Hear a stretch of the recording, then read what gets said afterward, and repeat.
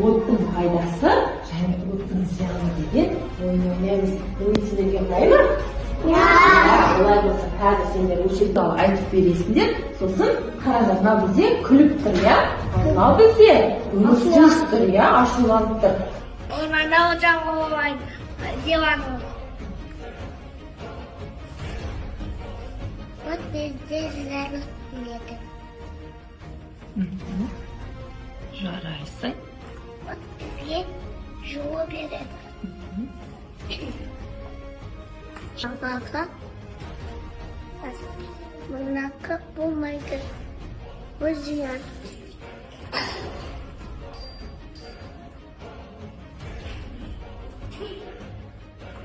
Тамақ пішіреміз. Ол пайдалы ма, зиянды ма? Пайдалы. Жарайсың, сала.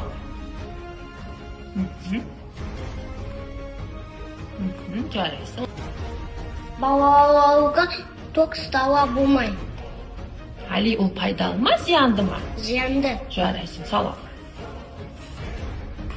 Тамаққа пішіреміз. Ол пайдалы ма, зиянды ма? Пайдалы. Сала ғой, өте жақсы.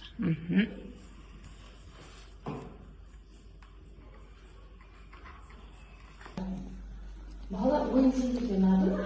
Жақсылар бала, сендер оттың пайдасы және оттың зияны туралы дұрыс таба білдіңдер. Рахмет сендерге балалар.